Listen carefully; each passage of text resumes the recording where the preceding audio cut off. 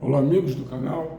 Estamos mais uma vez trazendo informações a vocês, tentando descomplicar o direito, esse mundo tão complicado das decisões judiciais, né? Então hoje vamos fazer uma rápida avaliação. Eu digo rápida porque se formos a fundo, vamos ficar aqui o dia inteiro falando sobre isso, porque o assunto não falta. Nós vamos saber se Bolsonaro cometeu crime ou não cometeu crime, é culpado ou inocente, e se culpado, quais penas, quais crimes aconteceram, tanto dele como dos demais manifestantes, numa visão genérica, né, sem pontuar caso a caso, mas vamos fazer uma apuração técnica, sabendo que existe o componente político, mas vamos buscar a neutralidade para fazer uma visão jurídica dessa bagunça, dessa jabuticaba que está acontecendo nesse cenário jurídico atual. Jurídico, político, legislativo e também que envolve órgãos do Poder Executivo, né? Tem uma série de coisas acontecendo ao mesmo tempo. A gente sabe que muita gente quer condenar, muita gente já condenou antecipadamente antes do julgamento. E algumas pessoas, por sentimento, por amizade ou por ódio, desejam a absolvição ou a condenação. Então vamos ver se a dosimetria da pena está de acordo com as condutas que sempre precisam ser individualizadas. A gente sabe que um dos princípios do direito penal é da individualização da conduta. Cada um responde pela sua exata cota de participação naquele episódio e ninguém pode responder pela conduta do outro, e muito menos cumprir a pena que foi em decorrência de um crime praticado por outra pessoa. Então vamos lá. O presidente Bolsonaro é culpado ou inocente? Ele cometeu ou não cometeu crime? E se cometeu, qual a pena que seria justa para uma situação dessa? Então vamos lá. A gente sabe que houve farto material que foi distribuído, né? Foi vazado seletivamente, foi distribuído à grande imprensa e aos órgãos de informação, de modo geral, sobre uma organização, diz a denúncia, uma organização criminosa da qual participaria o presidente Bolsonaro e alguns dos seus assessores mais próximos, planejando um golpe de Estado, o famoso golpe que nunca ocorreu. Tem que deixar bem claro isso. Então, o que eles fizeram ali? Houve crime? Bom, puxando pela proteção ao Estado democrático de direito, pode até dizer que houve crime, mas a gente sabe que no Brasil não se pune atos preparatórios, diferente como muita gente está pensando que acontece no Brasil, porque vê o cinema e vê filme de Hollywood. No Brasil não se pune o crime de conspiração, como em muitos países da Europa e dos Estados Unidos. Planejar não é crime. Se reunir com alguma outra pessoa para bater um papo, para discutir se vai ou se não vai praticar um crime, aqui no Brasil, não é crime. Agora, se o crime ocorre, esses atos podem servir para agravar, demonstrar agravantes e aumentar a pena. Nada mais do que isso. Então, não se pune ato preparatório no Brasil, a não ser crime de terrorismo. Essa talvez seja a justificativa para se querer lá no início, após 8 de janeiro, imputar àqueles manifestantes a prática do crime, entre outros, de terrorismo. Porque no terrorismo, diferente dos outros crimes, se pune os atos preparatórios, o planejamento, a conspiração do terrorismo. Mas não houve terrorismo. Pode até ter havido algum ato individual que nada tem a ver com aquele movimento grande que houve no 8 de janeiro, e muito menos desse grupo do qual faz parte integrante do governo Bolsonaro, o próprio Bolsonaro. Isso não tem nada a ver. Aquele caminhão que tinha explosivo, isso não tem nada a ver com esse pessoal. Foram atos isolados. A gente tem que saber que as condutas têm que ser apartadas, individualizadas, e não foram. Na apuração dos crimes supostamente praticado pelos manifestantes, pelos patriotas, pelos bolsonaristas no 8 de janeiro, as condutas não foram individualizadas na maioria das vezes. Na grande maioria, todos fizeram a mesma coisa, porque o Supremo entendeu que houve a prática do crime multitudinário, aquele crime de multidão, de turba, tal qual duas torcidas de futebol que brigam. Aquilo ali não pode ser confundido com torcida de futebol. Teve gente que entrou e praticou crime, claro. Quem invadir a casa de alguém, inclusive uma propriedade pública, o bem público não quer dizer que qualquer um pode entrar, existem regras. Então, quem invadiu praticou um crime de invasão. Aquele que quebrou praticou o crime de dano ao patrimônio e assim sucessivamente. Aquele que vandalizou de modo geral vai pagar pelo crime que cometeu. Agora, e as penas que já estão sendo imputadas após condenação são justas? Ficou muito famoso o caso da senhora Débora, me parece uma cabeleireira que assumiu que escreveu na estátua que representa a justiça a frase que foi dita pelo ministro Luiz Barroso: perdeu Mané. Quando ele se referia, ele adotou naquele momento um lado e disse que, ele já disse em várias situações, né, que ele estava do outro lado contrário dos bolsonaristas, porque ele diz que derrotou o bolsonarismo, derrotou o fascismo, enfim. Então ele falou, perdeu Mané. A Débora, naquele ato emocionado, foi lá escrever o Mané. Ela praticou um crime? Com muita forçação de barra, sim, praticou. Crime de dano ao patrimônio, mandando tão simples, porque no dia seguinte lavaram o quadro de sabão e saiu, acabou, não está nada, não custou R$1 essa limpeza. Então, qual é a pena para esse crime? De dano, difamação? Não, difamação contra órgão público, não. Ela não disse o nome de ninguém, então está tão difícil tipificar isso, que é um crime de tão menor gravidade, de tão pequeno potencial ofensivo, que eu não consigo nem tipificar.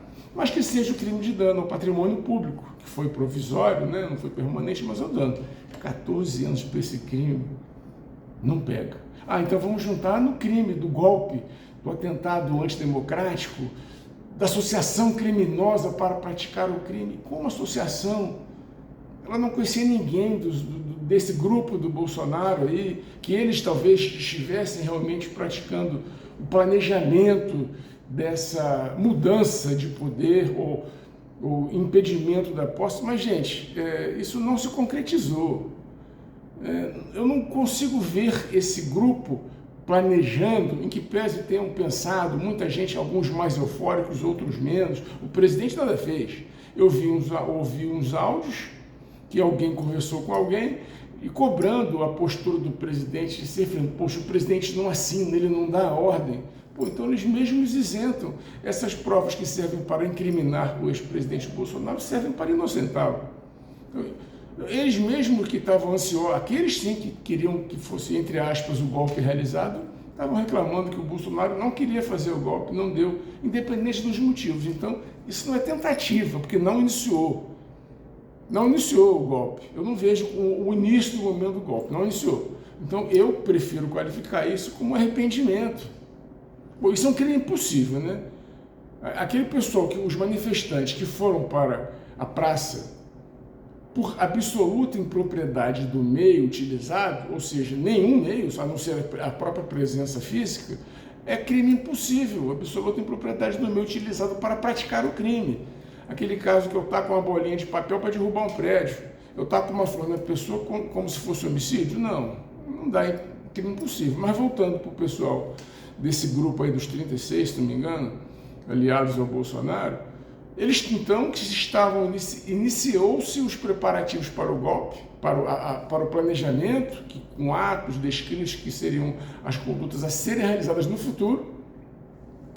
Então eles se arrependeram. Seria o arrependimento?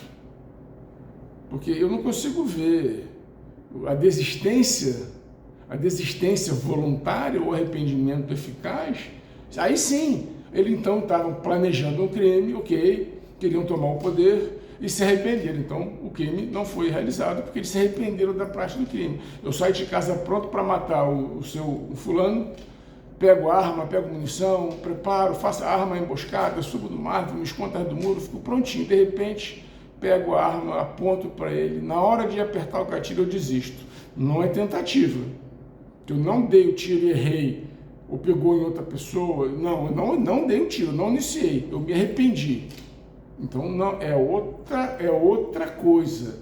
Não dá para ninguém ser denunciado, julgado e condenado por um crime que não aconteceu. Não houve golpe, não houve tentativa, na minha avaliação, que pese ter havido esse planejamento por parte de alguns. Agora, esse pessoal que foi para a esplanada, os manifestantes, eles foram punidos porque são patriotas. Uma hora teve um julgamento que eu participei, um desembargador que representava o relator, eu falei, ele se referiu de uma forma pejorativa aos patriotas. Os patriotas estão pensando o quê? Não, eu falei, peraí, eu sou patriota também. Eu quero um Brasil melhor. Eu perguntei, o senhor não? Todos os servidores públicos têm a obrigação de serem patriotas, ou não? Tem algum juiz, algum desembargador, algum ministro do STJ ou do STF que não é patriota? Eu desconheço. Para mim, todos têm que ser patriotas. Tem que ter comunista lá dentro. Como disse o presidente Lula, um ministro terrivelmente comunista. É uma honra ter um ministro comunista no STF. Ok, tudo bem, cada um com a sua ideologia política. Mas não pode penalizar alguém por um crime que não aconteceu. E muita gente está pagando o pato pelo que outros fizeram. Se houve um grupo planejando e chamando, incitando as pessoas, os manifestantes, os patriotas, para virem às ruas, para irem às ruas, para ajudar aquele movimento que talvez tomasse corpo, esse pessoal que foi preso no dia 8, os manifestantes, não podem ser acusados de incitar as Forças Armadas de praticarem um golpe. Então, são condutas aplicadas a pessoas, a personagens diferentes. Isto é um absurdo, isto não está na lei. Esse interpretamento subjetivo que o juiz está dando não pode. Eu tenho que avaliar que eu sou contrário. Independente do que cada um fez, por que ele foi fazer ali, o que ele foi fazer na esplanada? Não sei, não importa, direito de ir e vir. Foi fazer o que ele quisesse. Por que ele estava no quartel se ele não queria o golpe? Porque ele quis, cada um com seu motivo. Qual o problema, juridicamente falando? Pode ser uma perda de tempo, estava no lugar errado na hora errada, pode ser o que for. Mas assim, não é crime estar no lugar errado na hora errada. Se fosse assim, todos os moradores de uma comunidade, de uma favela no Rio de Janeiro seriam traficantes, porque lá tem um monte de traficantes, tem um monte de gente que sequestra, tem um monte de gente que faz assalto a banco, tem um monte de gente que trafica drogas. Então, aqueles moradores que moram na periferia, nas comunidades, são bandidos também? Não, eles são trabalhadores, eles só moram lá, eles só estão lá, eles só convivem diuturnamente com aquele bando de bandidos. Mas eles não são bandidos. Então, não pode fazer um crime multitudinário se as pessoas tinham intenções completamente diferentes. Eu tenho uma cliente, me reservo o direito de não dizer o nome, ela chegou aqui, veio para manifestação, pegou um ônibus, da região norte, chegou em Brasília, o ônibus quebrou, chegou, já tinha acabado a manifestação, foi presa, foi para o acampamento porque não tinha para onde ir, chegou tarde, cansada, não foi na manifestação, chegou e foi presa, foi dormir numa barraca, acordou presa, dormiu presa, nem sabia que tinha recebido a prisão, porque eu não podia sair do acampamento, ela nem sabia disso. Foi para audiência de custódia, o procurador que representava o Estado, que a acusação falou assim, não houve crime, eu não vejo a incidência de crime. E ainda assim ela ficou presa quase um mês. E está com a tornozeleira no pé até hoje, desde que saiu da cadeia. Até hoje, a audiência de custódia aconteceu 10 dias depois, praticamente. Mesmo o Ministério Público tendo dito que não via ali a prática do crime, e o juiz também, só que tinha uma ordem do ministro Alexandre de Moraes, de que a decisão pela soltura, qualquer que fosse a decisão, somente poderia ser por ele tomada. Olha que absurdo. Então acabou o princípio da audiência de custódia. Pode parar, porque o juiz que a preside não tem poder nenhum, mas não ser um mero entregador de correspondência. Juiz sendo transformado em carteiro, Ministério Público que não pode, a palavra da acusação não vale. O Brasil ainda é sistema acusatório. Olha, nós temos uma bagunça no modelo da persecução criminal brasileira. Eu não gosto dele, não gosto.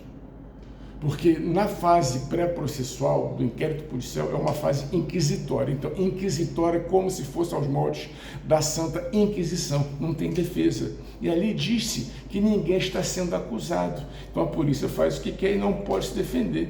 Pode apontar para o juiz ou havendo alguma irregularidade, pedindo até o relaxamento da prisão, mas não é um ato de defesa. Por quê? Porque não foi acusado ainda. Só depois da acusação formalizada, que é o que chama de denúncia, que sendo acolhida, aceita, que começa o processo. Aí que começa a manifestação para se defender. Olha, então, assim, um misto de inquisitório, onde não há defesa, com acusatório, que quem acusa é o Ministério Público, que representa o Estado como titular da ação penal. Só que o juiz manda prender, manda soltar, preside a investigação, da qual ele próprio é vítima, e despreza muitas vezes a palavra do Ministério Público, que hoje vem meio como homologador. O Ministério Público não pode simplesmente homologar a decisão de um juiz, seja ele qual for, de qual instância for. O Ministério Público é o titular da ação penal, é ele que acusa, ele e somente ele. E quando ele não quer acusar, o juiz tem que ter no mínimo a hombridade de entender. Se o Ministério Público, que é o titular da ação penal, não quer acusação, não quer acusar porque entende que não houve crime, o juiz não vai ser o juiz que vai acusar seu modelo acusatório. Essa falha, essa incongruência do processo penal brasileiro, onde a independência dos poderes está em frangalhos, onde tem juízes, inclusive juízes de primeiro grau, estão se arvorando de poderes que não lhes foram otorgados. Porque está vindo o exemplo negativo de cima para baixo, estão fazendo análises subjetivas que não está na lei, tirando, inclusive impedindo o acesso dos advogados aos autos. E para encerrar, não se esqueçam, gente, curta, compartilha, manda para os amigos. Agora, como que um juiz no julgamento daquele pessoal do 8 de janeiro usa como prova de acusação para dizer que houve um golpe, houve violência, tinha que ter violência. Usam imagens, usam vídeos, usam fatos que não estão nos autos. Poxa, não é filme americano, parece que esse juiz só vê em filme americano, onde na última hora a testemunha pode ser apresentada na surpresa para o juiz no tribunal, onde provas são juntadas de última hora. Aqui no Brasil não, tem o contraditório. O advogado da defesa e da acusação tem que ter direito previamente às provas apresentadas e juntadas no processo. Aqueles vídeos que foram usados para provar a culpa não podiam ser utilizados no processo se não for dada à defesa a oportunidade de conhecer aquele argumento acusatório. Então, gente, é isso. Muita coisa precisa ser acertada. Eu não consigo achar a solução que não seja uma intervenção por parte do Poder Legislativo, que é o dono da lei. Se o Ministério Público é o fiscal da lei, é o Poder Legislativo que legisla, que faz a lei, e que tem que botar um contraponto, tem que ter o contrapeso para modular até onde vai o poder do juiz, seja ele da instância que for. Então eu tentei ser objetivo, apesar do tempo que a gente teve para fazer isso, porque é muita coisa, muita confusão, muita invasão de competência, né? Porque temos poderes que têm que ser independentes, harmônicos, entrelaçados, mas independentes. É isso, gente. Quem gostou, curte, compartilha, encaminha para os amigos, dá um joinha, conta para o mundo. É isso. Grande abraço.